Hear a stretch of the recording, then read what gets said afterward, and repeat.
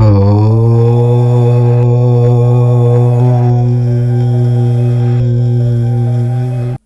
మనం 2026వ సంవత్సరం కన్యారాశి వారి రాశి ఫలితాల గురించి తెలుసుకుందాము. కన్యారాశి వారికి ఈ 2026వ సంవత్సరం ఎలాంటి అద్భుతమైన ఫలితాలను తీసుకురాబోతోంది? ఈ సంవత్సరం మీ జీవితంలో ఏం జరగబోతుంది? ఈ కన్యారాశి వారు ఈ సంవత్సరంలో ఏ వ్యక్తులతో స్నేహం చేస్తే బాగుంటుంది? ఏ విషయాలలో మరింత పట్టుదలతో ఉంటే విజయం సాధిస్తారో ఈ వీడియోలో తెలుసుకుందాము. అలాగే ఈ 2026వ సంవత్సరం కన్యారాశికి చెందిన అన్ని రంగాల వారికి ఎంత అనుకూలంగా ఉందో, ఈ సంవత్సరంలో కన్యారాశి వారు చేసే ప్రయత్నాలలో తిరుగులేని విజయాలు సాధించడానికి ఏ పరిహారాలు చేయాలో కూడా ఇప్పుడు మనం ఈ వీడియోలో వివరంగా తెలుసుకుందాము. అంతకన్నా ముందు మా వీడియో నచ్చితే లైక్ చేసి షేర్ చేయండి. అలాగే మా ఛానల్ని కూడా సబ్స్క్రైబ్ చేసుకుని మాకు సపోర్ట్ చేయండి. అలాగే జై శ్రీరామ్ అని కామెంట్ చేయండి. ఉత్తరా నక్షత్రము 2, 3, 4 పాదాలు, హస్త నక్షత్రము 4 పాదాలు, చిత్త నక్షత్రము 1, 2 పాదాలలో జన్మించిన వారు కన్యా రాశికి చెందుతారు. మీ పేరులోని మొదటి అక్షరము టో, పి, పు, షం, న, ఠ, పే, పో అయినట్లయితే మీరు కన్యా రాశికి చెందుతారు. ఈ రాశికి బుధుడు అధిపతి. ఈ సంవత్సరం కన్యారాశి వారికి ఆదాయం 8, ఖర్చు 11గా ఉండబోతుంది. అలాగే రాజ్యపూజ్యము 3, అవమానం 3గా ఉంది. 2026వ సంవత్సరంలో కన్యారాశి వారి రాశి ఫలాలను పరిశీలిస్తే ఈ సంవత్సరం మీకు మిశ్రమ ఫలితాలు, అంటే కొన్ని విషయాలలో చాలా అద్భుతమైన పురోగతి, మరికొన్ని విషయాలలో కాస్త ఓపిక జాగ్రత్త అవసరమయ్యే ఫలాలు కనిపిస్తూ ఉన్నాయి. ముఖ్యంగా ఈ సంవత్సరం మీ రాశికి 7వ స్థానంలో శనిదేవుడు, 12వ స్థానంలో రాహువు, 6వ స్థానంలో కేతువు సంచరిస్తూ ఉన్నారు. అయితే గురు భగవానుడు సంవత్సరం ప్రథమార్థంలో సుమారు మే 2026 వరకు మీ రాశికి 10వ ఇంట్లో, ఆ తర్వాత ద్వితీయార్థంలో 11వ ఇంట్లో సంచరిస్తాడు. ఈ గ్రహ సంచారాల ఆధారంగా మీ ఆర్థిక, ఉద్యోగ, వ్యాపార జీవితం ఎలా ఉంటుందో వివరంగా చూద్దాం. 2026వ సంవత్సరం కన్యారాశి వారికి ఆర్థికంగా ఒక ముఖ్యమైన పాఠం నేర్పే సంవత్సరం అని చెప్పవచ్చు. 12వ ఇంట్లో రాహు సంచారం వల్ల ఈ సంవత్సరం మొత్తం మీకు అనుకోని ఖర్చులు వెంటాడుతూ ఉంటాయి. డబ్బు మీ చేతికి వచ్చినట్లే వచ్చి అంతకంటే వేగంగా ఖర్చు అయిపోయే అవకాశాలు ఎక్కువ. ముఖ్యంగా హాస్పిటల్ ఖర్చులు, కుటుంబంలో శుభకార్యాల నిమిత్తం లేదా గృహ సంబంధిత మరమ్మతుల కోసం విపరీతంగా డబ్బు ఖర్చు చేయాల్సి రావచ్చు. కాబట్టి ఈ సంవత్సరం ప్రారంభం నుంచే పొదుపు మంత్రాన్ని జపించటం చాలా అవసరం. అనవసరమైన ఆర్భాటాలకు, విలాసాలకు దూరంగా ఉండాలి. అయితే సంవత్సరం ద్వితీయార్థం, అంటే సుమారు మే నెల తర్వాత గురు భగవానుడు మీ లాభస్థానమైన 11వ ఇంట్లోకి ప్రవేశించినప్పటి నుండి ఆర్థిక పరిస్థితి గణనీయంగా మెరుగుపడుతుంది. అప్పటి వరకు ఉన్న ఆర్థిక ఇబ్బందులు తొలగిపోయి ఆదాయ మార్గాలు పెరుగుతాయి. రావలసిన పాత బాకీలు వసూలవుతూ ఉంటాయి. పెట్టుబడుల నుండి లాభాలు అందుతాయి. 6వ ఇంట్లో కేతువు ఉండటం వల్ల శత్రువుల మీద లేదా పాత అప్పుల మీద మీరు విజయం సాధిస్తారు. అంటే అప్పులు తీర్చే మార్గం సులభం అవుతుంది. కానీ సప్త శని ప్రభావం వల్ల డబ్బుకు సంబంధించిన విషయాలలో ఎవరినీ గుడ్డిగా నమ్మకూడదు. ముఖ్యంగా భాగస్వాములతో ఆర్థిక లావాదేవీలలో చాలా స్పష్టత అవసరం. ఇక వృత్తి, వ్యాపారాలు చేసేవారికి 2026 ఒక పరీక్షా సమయం లాంటిది. 7వ ఇంట్లో శని ఉండటం అనేది నేరుగా భాగస్వామ్య వ్యాపారాలపై ప్రభావం చూపుతుంది. మీ వ్యాపార భాగస్వాములతో తీవ్రమైన అభిప్రాయ భేదాలు రావచ్చు, లేదా వారు మిమ్మల్ని తప్పుదోవ పట్టించే ప్రయత్నం చేయవచ్చు. కొంతమందికి భాగస్వామ్యాల నుండి విడిపోయే పరిస్థితి కూడా రావచ్చు. కొత్తగా వ్యాపారం ప్రారంభించేవారు లేదా ఉన్న వ్యాపారాన్ని విస్తరించాలనుకునేవారు ముఖ్యంగా సంవత్సరం ప్రథమార్థంలో చాలా జాగ్రత్తగా అడుగులు వేయాలి. పెద్ద మొత్తంలో పెట్టుబడులు పెట్టడానికి ఇది సరైన సమయం కాదు. మార్కెట్లో మీ పేరు, ప్రతిష్టలను దెబ్బతీయడానికి పోటీదారులు ప్రయత్నించవచ్చు. 10వ ఇంట్లో గురువు ఉన్న మొదటి అర్ధభాగంలో మీరు ఎంత కష్టపడినా ఫలితం ఆశించినంతగా కనిపించకపోవచ్చు. కానీ మీ కష్టాన్ని మాత్రం ఆపకూడదు. ఎందుకంటే సంవత్సరం ద్వితీయార్థంలో గురువు లాభస్థానానికి మారినప్పుడు మీ వ్యాపారం ఒక్కసారిగా పుంజుకుంటుంది. కొత్త అవకాశాలు, పెద్ద కాంట్రాక్టులు మీ ముందుకు వస్తాయి. అప్పటి వరకు పడిన కష్టానికి తగిన ప్రతిఫలం లాభాల రూపంలో అందుతుంది. ముఖ్యంగా సొంతంగా వృత్తులు చేసుకునే వారికి ద్వితీయార్థం చాలా అనుకూలంగా ఉంటుంది. ఇక ఉద్యోగం చేసే వారి విషయానికి వస్తే 2026 మిశ్రమంగా ఉంటుంది. మొదటగా ప్రభుత్వ ఉద్యోగం చేసే వారి గురించి మాట్లాడుకుందాము. 10వ ఇంట్లో గురువు, 7వ ఇంట్లో శని సంచారం వల్ల మీపై పని ఒత్తిడి విపరీతంగా పెరుగుతుంది. పై అధికారుల నుండి నిరంతర పర్యవేక్షణ ఉంటుంది. మీరు చేసే చిన్న పొరపాటు కూడా పెద్దదిగా కనిపించే అవకాశం ఉంది. సప్తమ శని ప్రభావం వల్ల మీకు బదిలీ అయ్యే సూచనలు బలంగా ఉన్నాయి. అది కూడా మీరు కోరుకొని ప్రదేశానికి లేదా విభాగానికి కావచ్చు. కొంతమందికి ఆకస్మికంగా బాధ్యతలు మారవచ్చు. ముఖ్యంగా అవినీతికి, అక్రమాలకు పాల్పడే ఆలోచన అస్సలు చేయకూడదు. 6వ ఇంట్లో కేతువు, 7లో శని ఉండటం వల్ల అలాంటి విషయాలలో సులభంగా ఇరుక్కొని ఉద్యోగం కోల్పోయే ప్రమాదం కూడా ఉంటుంది. చాలా నిజాయితీగా, శ్రద్ధగా మీ పని మీరు చేసుకోపోవాలి. సంవత్సరం ద్వితీయార్థంలో గురుబలం పెరిగిపోయిన తర్వాత మీ శ్రమకు గుర్తింపు లభిస్తుంది. పై అధికారుల నుండి ప్రశంసలు లేదా చిన్నపాటి పదోన్నతి కూడా ఆశించవచ్చు. ఇక ప్రైవేట్ రంగంలో పనిచేసే వారికి కూడా ఒత్తిడి తప్పదు. 10వ ఇంట్లో గురువు ఉండటం వల్ల మీరు కొత్త నైపుణ్యాలు నేర్చుకోవాల్సి వస్తుంది. మీ సామర్థ్యాన్ని నిరూపించుకోవడానికి నిరంతరం శ్రమించాల్సి ఉంటుంది. సహోద్యోగులతో చిన్న చిన్న గొడవలు, అపార్థాలు కావచ్చు. ముఖ్యంగా సప్తమ శని ప్రభావం వల్ల టీం వర్క్లో ఇబ్బందులు ఎదురవుతూ ఉంటాయి. మీ వెనుక గొంతెమ్మ కోతలు జరిగే అవకాశం ఉంది. కానీ 6వ ఇంట్లో కేతువు ఉండటం వల్ల మీరు ఆ రాజకీయాలను తెలివిగా అధిగమించగలుగుతారు. సంవత్సరం మొదటి భాగంలో జీతం పెరుగుదల లేదా ప్రమోషన్ ఆశించినంతగా ఉండకపోవచ్చు. ఇది మీకు నిరాశ కలిగించవచ్చు. కానీ మే నెల తర్వాత గురువు లాభస్థానంలోనికి మారిన క్షణం నుండి మీ దశ తిరుగుతుంది. అప్పటి వరకు మిమ్మల్ని తక్కువ అంచనా వేసిన వారే మీ పనితీరును మెచ్చుకుంటారు. చాలామందికి మెరుగైన జీతంతో కొత్త ఉద్యోగ అవకాశాలు వస్తాయి లేదా చిన్న కంపెనీలోనే అత్యుత్తమ ప్రమోషన్ లభించే అవకాశం బలంగా ఉంది. 12వ ఇంట్లో రాహువు ఉండటం వల్ల కొంతమందికి విదేశాలలో ఉద్యోగ అవకాశాలు కూడా రావచ్చు లేదా విదేశీ ప్రయాణాలు చేయాల్సి రావచ్చు. మొత్తంగా చెప్పాలంటే కన్యారాశి ఉద్యోగులకు 2026 మొదటి భాగం కష్టపడే కాలం, రెండవ భాగం ఫలితం పొందే కాలం అని చెప్పవచ్చు. 2026వ సంవత్సరంలో కన్యారాశి విద్యార్థులకు ఇతర రంగాల్లో ఉన్నవారికి ఫలితాలు ఎలా ఉంటాయో చూద్దాం. ముఖ్యంగా విద్యార్థులకు ఈ సంవత్సరం కొంత కఠినంగానే ఉంటుంది. సంవత్సరం ప్రథమార్థంలో గురువు, 10వ ఇంట్లో శని, 7వ ఇంట్లో ఉండటం వారి దృష్టి మీ చదువుపై పడటం వలన ఏకాగ్రత సాధించటం చాలా కష్టమవుతుంది. 12వ ఇంట్లో రాహువు ఉండటం వలన మనసు చదువు మీద కాకుండా ఇతర అనవసరమైన విషయాల వైపు, ముఖ్యంగా సోషల్ మీడియా, స్నేహితుల వైపు మల్లుతుంది. చదివినది గుర్తుండటం లేదని అనిపిస్తుంది. ముఖ్యంగా ఉన్నత విద్య అభ్యసించేవారు, పరిశోధనలు చేసేవారు, ప్రొఫెసర్లతో విభేదాలు రాకుండా చూసుకోవాలి. అయితే 6వ ఇంట్లో ఉన్న కేతువు ఒక వరం లాంటివాడు. ముఖ్యంగా పోటీ పరీక్షలకు సిద్ధమయ్యే విద్యార్థులకు కేతువు అద్భుతమైన పట్టుదలను, విశ్లేషణాత్మక శక్తిని ఇస్తాడు. మీరు గనుక మీ సోమరితనాన్ని, ఇతర వ్యాపకాలను పక్కన పెట్టి కఠోరంగా శ్రమిస్తే సంవత్సరం ప్రథమార్థంలో కూడా పోటీ పరీక్షలలో విజయం సాధించే అవకాశం ఉంది. ఇక సంవత్సరం ద్వితీయార్థం అంటే మే నెల తర్వాత గురువు లాభస్థానమైన 11వ ఇంట్లోకి ప్రవేశించినప్పటి నుండి విద్యార్థులకు అద్భుతమైన సమయం ప్రారంభమవుతుంది. ఏకాగ్రత పెరుగుతుంది, చదువుపై ఆసక్తి కలుగుతుంది, పరీక్షలలో అత్యుత్తమ మార్కులు సాధిస్తారు, కోరుకున్న యూనివర్సిటీలో సీట్లు లభిస్తాయి. విదేశీ విద్య కోసం ప్రయత్నించే వారికి ఇది చాలా అనుకూలమైన సమయం. ఇక క్రీడారంగంలో ఉన్నవారికి 6వ ఇంట్లో కేతువు సంచారం చాలా అనుకూలమైనది. 6వ ఇల్లు శత్రువులను, పోటీను సూచిస్తుంది. అక్కడ కేతువు ఉండటం వలన మీరు మీ ప్రత్యర్థులపై అనూహ్యమైన విజయాన్ని సాధిస్తారు. మీ వ్యూహాలు అద్భుతంగా ఫలిస్తాయి. అయితే 7వ ఇంట్లో శని ఉండటం వలన టీమ్ ఈవెంట్లలో సహచరులతో సమన్వయం లోపించవచ్చు. అలాగే 12వ ఇంట్లో రాహువు, 7లో శని ఉండటం వలన శారీరక గాయాలకు గురయ్యే ప్రమాదం ఉంది. కాబట్టి చాలా జాగ్రత్తగా ఉండాలి. ఫిట్నెస్పై ప్రత్యేక శ్రద్ధ వహించాలి.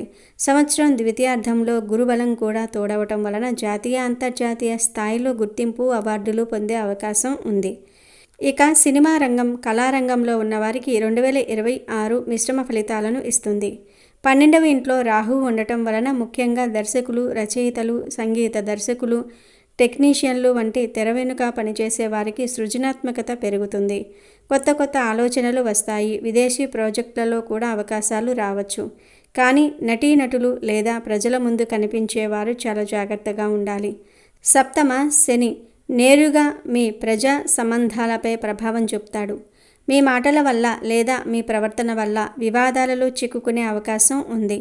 మీపై అనవసరమైన విమర్శలు రావచ్చు. కానీ సంవత్సరం ద్వితీయార్థంలో 11వ ఇంట్లోకి గురువు వచ్చిన తర్వాత మీ పరిస్థితి మెరుగుపడుతుంది. కొత్త అవకాశాలు, పెద్ద బ్యానర్లలో సినిమాలు, అవార్డులు, ప్రజల నుండి ఆదరణ లభిస్తాయి. ఇక రాజకీయ రంగంలో ఉన్నవారికి ఇది చాలా గందరగోళమైన కానీ కీలకమైన సంవత్సరం. 6వ ఇంట్లో కేతువు సహాయంతో శత్రువులను ఓడిస్తారు. 7వ ఇంట్లో శని ఉండటం వలన మీ సొంత పార్టీలోనే లేదా మిత్రపక్షాలతో తీవ్రమైన విభేదాలు వస్తాయి. ప్రజలలో మీపై నమ్మకం లేదా మీ ఇమేజ్ కొంత దెబ్బతినే అవకాశం ఉంది. కాబట్టి ప్రజలతో చాలా ఓపికగా, వినయంగా మెలగాలి. 12వ ఇంట్లో రాహు ఉండటం వలన మీకు తెలియకుండానే మీ వెనుక కుట్రలు జరగవచ్చు. అలాగే ఎన్నికల వంటి వాటి కోసం విపరీతంగా డబ్బు ఖర్చు చేయాల్సి రావచ్చు. 10వ ఇంట్లో గురువు మీకు ఏదైనా పదవిని ఇచ్చినా ముళ్ళ కిరీటంలా ఉంటుంది. బాధ్యతలు ఎక్కువగా ఉండి పేరు తక్కువగా ఉంటుంది. కానీ ద్వితీయార్థంలో గురువు లాభస్థానంలోనికి మారిన తర్వాత మీ రాజకీయ అంచనాలు నెరవేరుతాయి. కోరుకున్న పదవి లేదా గుర్తింపు లభిస్తుంది. ఇక వ్యవసాయం చేసే రైతులకు ఈ సంవత్సరం ఆరంభంలో కాస్త నిరాశాజనకంగా ఉంటుంది. 12వ ఇంట్లో రాహు, 7లో శని ఉండటం వలన పంట పెట్టుబడి విపరీతంగా పెరుగుతుంది. విత్తనాలు, ఎరువుల ధరలు మండిపోతాయి. అంతేకాకుండా వాతావరణం అనుకూలించకపోవటం లేదా పురుగుల బెడద ఎక్కువగా ఉండవచ్చు. 6వ ఇంట్లో కేతువు ఉండటం వలన మీరు కొత్త రకమైన వ్యవసాయ పద్ధతులను వాడి ఈ పురుగుల బెడద నుండి బయటపడగలుగుతారు. మొదటి పంట దిగుబడి, లాభం చాలా సాధారణంగా ఉంటుంది. అప్పులు చేయాల్సిన పరిస్థితి రావచ్చు. కానీ సంవత్సరం ద్వితీయార్థంలో ముఖ్యంగా గురువు లాభస్థానంలోనికి మారిన తర్వాత పరిస్థితి పూర్తిగా మారిపోతుంది. 2వ పంటకు వాతావరణం అద్భుతంగా సహకరిస్తుంది. దిగుబడి ఊహించని దానికంటే ఎక్కువగా వస్తుంది. పండిన పంటకు మార్కెట్లో చాలా మంచి ధర లభిస్తుంది. పాత అప్పులన్నీ తీరిపోయి ఆర్థికంగా నిలదొక్కుంటారు. 2026వ సంవత్సరంలో కన్యారాశి వారి కుటుంబ వైవాహిక జీవితం గురించి వివరంగా పరిశీలిస్తే ఈ సంవత్సరం మీ ఓపికకు, సహాయానికి ఒక పెద్ద పరీక్ష పెట్టే సమయం అని చెప్పవచ్చు. దీనికి ప్రధాన కారణం మీ రాశికి 7వ స్థానంలో అంటే నేరుగా మీ వైవాహిక జీవితాన్ని, భాగస్వామ్యాన్ని సూచించే ఇంట్లో శనిదేవుడు సంచరించటమే. సప్తమ శని ప్రభావం వలన భార్యాభర్తల మధ్య అపార్థాలు పెరిగే అవకాశం బలంగా ఉంది. మీరు ఒకటి చెప్తే మీ జీవిత భాగస్వామి మరొకటి అర్థం చేసుకునే పరిస్థితులు ఎక్కువగా ఉంటాయి. చిన్న చిన్న విషయాలకే అనవసరమైన వాదనలు, ఈగో సమస్యలు తలెత్తుతూ ఉంటాయి. ఇద్దరి మధ్య మానసిక దూరం పెరిగినట్లు అనిపించవచ్చు. కొంతమందికి వృత్తి లేదా ఇతర కారణాల వల్ల భాగస్వామికి దూరంగా వేరే ప్రదేశంలో ఉండవలసిన పరిస్థితి కూడా రావచ్చు. అంతేకాకుండా 7వ ఇల్లు భాగస్వామిని కూడా సూచిస్తుంది. కాబట్టి మీ జీవిత భాగస్వామి ఆరోగ్యం విషయంలో కూడా జాగ్రత్తలు అవసరం. వారి ఆరోగ్యం గురించి మీరు ఆందోళన చెందవలసి రావచ్చు లేదా వారి కోసం డబ్బు ఖర్చు చేయాల్సి రావచ్చు. 12వ ఇంట్లో రాహు సంచారం కూడా దాంపత్య సుఖంపై ప్రభావం చూపుతుంది. ఇద్దరి మధ్య సాన్నిహిత్యం తగ్గవచ్చు లేదా ఒకరికొకరు సమయం కేటాయించుకోలేకపోవచ్చు. ఈ సమయంలో మీరు చేయాల్సిందల్లా వీలైనంత వరకు ఓపికగా ఉండటం, భాగస్వామి చెప్పేది పూర్తిగా వినటం, అనవసరంగా వారిని విమర్శించకుండా వారి కోణంలో కూడా అర్థం చేసుకోవడానికి ప్రయత్నించటం. మీరు గనక ఈ కఠినమైన మొదటి అర్ధభాగాన్ని సహనంతో దాటగలిగితే సంవత్సరం ద్వితీయార్థంలో అంటే మే నెల తర్వాత గురు భగవానుడు మీ 11వ ఇంట్లోకి ప్రవేశించినప్పుడు పరిస్థితులు చాలా వరకు చక్కబడతాయి. గురువు తన దృష్టిని 7వ ఇంటిపై, 5వ ఇంటిపై ప్రసరింపజేస్తాడు. దీనివల్ల అప్పటి వరకు ఉన్న గొడవలు, అపార్థాలు తొలగిపోయి ఇద్దరి మధ్య తిరిగి ప్రేమ, అనురాగాలు చిగురిస్తాయి. ఇక ఈ రాశిలో వివాహం కోసం ఎదురు చూస్తున్న యువతీ యువకులకు 2026వ సంవత్సరం ఎలా ఉంటుందో చూద్దాము. 7వ ఇంట్లో శని ఉన్నప్పుడు వివాహ ప్రయత్నాలకు ఆటంకాలు ఎదురవుతూ ఉంటాయి. సంబంధాలు చూసినా ఏదీ ఖరారు అవ్వదు. వచ్చిన సంబంధాలు నచ్చకపోవటం లేదా నచ్చిన సంబంధం ఏదో ఒక కారణం చేత ఆగిపోవటం జరగవచ్చు. 7వ ఇంట్లో శని ఉండటం వలన వివాహ ఆలస్యమయ్యే సూచనలు ఉన్నాయి. అయితే ఇది పూర్తిగా చెడు అని చెప్పలేము. శని ఇచ్చే సంబంధం చాలా స్థిరంగా జీవితకాలం నిలిచేదిగా ఉంటుంది. సంవత్సరం ప్రథమార్థంలో వివాహ ప్రయత్నాలు చేసినా అవి ఫలించటం కష్టం. కానీ ఎప్పుడైతే సంవత్సరం ద్వితీయార్థంలో గురుబలం తోడవుతుందో, అంటే గురువు 11వ ఇంట్లోకి వచ్చి 7వ ఇంటిని చూస్తాడో, అప్పుడు వివాహ యోగం బలంగా సిద్ధిస్తుంది. అప్పటి వరకు ఆగిపోయిన సంబంధాలే మళ్ళీ కలిసి రావటం లేదా చాలా మంచి ఉన్నతమైన కుటుంబం నుండి సంబంధం కుదరటం జరుగుతుంది. కాబట్టి వివాహం కోసం ప్రయత్నించేవారు 2026 మే నెల తర్వాత ప్రయత్నాలు ముమ్మరం చేస్తే ఖచ్చితంగా మంచి ఫలితం ఉంటుంది, శుభకార్యం జరుగుతుంది. ఇక సంతానం కోసం ఎదురు చూస్తున్న దంపతులకు 5వ ఇల్లు ముఖ్యం. మీ 5వ ఇంటిపై కూడా శని దృష్టి ఉంటుంది. ఇది సంతాన ప్రాప్తికి కొంత ఆలస్యం కలిగిస్తుంది. ప్రథమార్థంలో గర్భం దాల్చడానికి ఇబ్బందులు ఎదురైనా లేదా వైద్య సలహాలు తీసుకోవలసి వచ్చినా నిరాశ చెందకూడదు.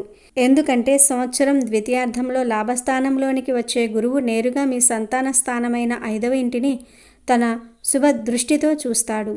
ఇది సంతాన ప్రాప్తికి అత్యంత అనుకూలమైన బలమైన యోగం. కాబట్టి 2026 ద్వితీయార్థంలో కన్యారాశి దంపతులకు సంతాన భాగ్యం కలిగే అవకాశాలు చాలా బలంగా ఉన్నాయి. ఇప్పటికే పిల్లలు ఉన్నవారికి వారి పిల్లల ప్రగతి మీకు ఆనందాన్ని ఇస్తుంది. మీ పిల్లల చదువులో, ఇతర రంగాల్లో రాణిస్తారు. వారి భవిష్యత్తు గురించి మీరు మంచి నిర్ణయాలు తీసుకుంటారు. ఇక మొత్తం కుటుంబ జీవితం విషయానికి వస్తే 12వ ఇంట్లో రాహువు ఉండటం వలన కుటుంబం కోసం విపరీతమైన ఖర్చులు ఉంటాయి. కుటుంబంలో శుభకార్యాలు నిర్వహించటం లేదా గృహ నిర్మాణ వాహనాలు కొనుగోలు వంటివి జరగవచ్చు. వీటన్నిటికీ డబ్బు బాగా ఖర్చు అవుతుంది. కుటుంబ సభ్యుల ఆరోగ్య విషయాలలో కూడా కొంత శ్రద్ధ అవసరం. సప్తమ శని ప్రభావం కేవలం భార్యాభర్తల మీదే కాకుండా ఇతర కుటుంబ సభ్యులతో సంబంధాలపై కూడా ఉంటుంది. ముఖ్యంగా మీ మాట తీరు వలన బంధువులతో విభేదాలు రాకుండా చూసుకోవాలి. ద్వితీయార్థంలో గురువు లాభస్థానంలో ఉండటం వలన కుటుంబంలో సంతోషకరమైన వాతావరణం నెలకొంటుంది. పెద్దల ఆశీస్సులు లభిస్తాయి. కుటుంబంతో కలిసి ఆనందంగా గడుపుతారు. 2026వ సంవత్సరంలో కన్యారాశి వారు ముఖ్యంగా ఆరోగ్యం విషయంలో అస్సలు అశ్రద్ధ చేయకూడదు. ఎందుకంటే గ్రహస్థితులు ఆరోగ్యానికి సంబంధించి కొన్ని హెచ్చరికలు జారీ చేస్తూ ఉన్నాయి. 7వ ఇంట్లో ఉన్న శని నేరుగా మీ రాశిని చూస్తాడు. లగ్నం అంటే మీ శరీరం. శని దృష్టి లగ్నంపై పడినప్పుడు అది ముందుగా బద్ధకాన్ని పెంచుతుంది. ఏ పని చెయ్యాలన్నా ఉత్సాహం లేకపోవటం, నిరంతరం అలసటగా అనిపించటం, ఒళ్ళు నొప్పులు, ముఖ్యంగా కాళ్ళ నొప్పులు, కీళ్ల నొప్పులు, దంతాలకు సంబంధించిన సమస్యలు పెరిగే అవకాశం ఉంది. అక్కడ కేతు ఉండటం అనేది ఒక రకంగా మంచిదే. పాత దీర్ఘకాలిక వ్యాధుల నుండి ఉపశమనం లభిస్తుంది. కానీ కేతువు కొన్నిసార్లు వైద్య పరీక్షలకు కూడా అందని వింతైన హఠాత్తుగా వచ్చే ఆరోగ్య సమస్యలను కూడా ఇస్తాడు. ఇక 12వ ఇంట్లో రాహువు ఉండటం వలన మానసిక ఆందోళన, నిద్రలేమి, అనవసరమైన భయాలు మిమ్మల్ని వెంటాడుతూ ఉంటాయి. 12వ ఇల్లు హాస్పిటల్ ఖర్చులను కూడా సూచిస్తుంది. కాబట్టి చిన్న అనారోగ్యాన్ని కూడా అశ్రద్ధ చేయకుండా వెంటనే వైద్యులను సంప్రదించడం ఉత్తమం. ముఖ్యంగా 7వ ఇంట్లో శని ఉన్నందున మీ ఆరోగ్యం మాత్రమే కాకుండా మీ జీవిత భాగస్వామి ఆరోగ్యం గురించి కూడా ప్రత్యేక శ్రద్ధ తీసుకోవాల్సిన అవసరం ఉంటుంది. ఈ సంవత్సరం మొత్తం మీరు ఆహార నియమాలు కఠినంగా పాటించాలి. క్రమం తప్పకుండా వ్యాయామం లేదా యోగా చేయటం అలవాటు చేసుకోవాలి. ఇక ఈ సంవత్సరం మీరు తీసుకోవాల్సిన ముఖ్యమైన జాగ్రత్తల విషయానికి వస్తే 12వ ఇంట్లో రాహువు, 7వ ఇంట్లో శని ఉండటం వలన మీ మనసు తప్పుడు మార్గాల వైపు సులభంగా ఆకర్షింపబడుతుంది. ముఖ్యంగా చెడు స్నేహాల బారిన పడే అవకాశాలు ఎక్కువ. మీ స్నేహితుల రూపంలో ఉన్న శత్రువులు మిమ్మల్ని మద్యపానము, ధూమపానము వంటి మత్తు పదార్థాలకు బానిసలను చేయడానికి ప్రయత్నించవచ్చు. ఈ విషయంలో మీరు చాలా దృఢంగా ఉండాలి. అలాంటి వారికి దూరంగా ఉండాలి. లేకపోతే మీ ఆరోగ్యము, డబ్బు, పరువు అన్నీ కోల్పోవలసి వస్తుంది. ముఖ్యంగా సప్తమ శని వైవాహిక జీవితంలో సమస్యలను సృష్టిస్తాడు. కాబట్టి ఆ ఒత్తిడి నుండి బయటపడడానికి కొంతమంది ఇతర స్త్రీల వ్యామోహంలో పడే ప్రమాదం ఉంది. ఆడవారి జోలికి వెళ్ళకూడదు అనే నియమాన్ని ఈ సంవత్సరం ఖచ్చితంగా పాటించాలి. ఇలాంటి తప్పుడు సంబంధాల వలన మీరు సమాజంలో పరువు ప్రతిష్టలు కోల్పోవటమే కాకుండా తీవ్రమైన న్యాయపరమైన చిక్కులలో ఇరుక్కుంటారు. సప్తమ శని 12వ రాహువు కలయిక మిమ్మల్ని కోర్టు కేసుల వరకు తీసుకువెళ్ళగలదు. అలాగే మీరు ఇతర వైవాహిక జీవితాలలో తలదూర్చకూడదు. అంటే మీ స్నేహితుల లేదా బంధువుల కుటుంబ సమస్యలలో, భార్యాభర్తల గొడవల్లో మీరు జోక్యం చేసుకోవటం, సలహాలు ఇవ్వటం వంటివి చేయకూడదు. ఇది పూర్తిగా బిడిసికొట్టి మీరే చెడ్డవారు అయ్యే ప్రమాదం ఉంది. మీ పనితీరు చూసుకోవటం, మీ కుటుంబాన్ని మీరు కాపాడుకోవటంపై మాత్రమే ఈ సంవత్సరం దృష్టి పెట్టాలి. ఇక ఈ 2026వ సంవత్సరంలో ఈ గ్రహాల యొక్క చెడు ప్రభావాలను తగ్గించుకోవడానికి, మంచి ఫలితాలను పొందడానికి కొన్ని సరళమైన పరిహారాలు ఉన్నాయి. అన్నిటికంటే ముఖ్యంగా సప్తమ శని ప్రభావం ఎక్కువగా ఉన్నందున మీరు ప్రతిరోజు లేదా కనీసం ప్రతి శనివారం హనుమాన్ చాలీసా లేదా ఆంజనేయ దండకం పఠించటం చాలా అవసరం. వీలైతే శనివారం రోజు శనిదేవుని ఆలయాన్ని సందర్శించి నువ్వుల నూనెతో దీపం వెలిగించటం వల్ల నువ్వులు దానం చేయటం మంచిది. వృద్ధులకు, వికలాంగులకు మీకు తోచిన సహాయం చేయటం వలన శనిదేవుడు శాంతిస్తాడు. 12వ ఇంట్లో రాహువు ప్రభావం తగ్గడానికి ప్రతిరోజు దుర్గా స్తోత్రం చదవటం లేదా ఓం ధూమ్ దుర్గాయే నమః అని జపించటం మంచిది. 6వ ఇంట్లో కేతువు కోసం గణపతి ఆరాధన చేయటం, కుక్కలకు ఆహారం పెట్టడం చాలా మంచి ఫలితాలను ఇస్తుంది. ఇక గురుబలం పెరిగి మంచి ఫలితాలు పొందడానికి గురువులను, పెద్దలను, తల్లిదండ్రులను గౌరవించటం, గురువారం రోజు సాయిబాబా లేదా దత్తాత్రేయుని దర్శించుకోవటం శుభప్రదం.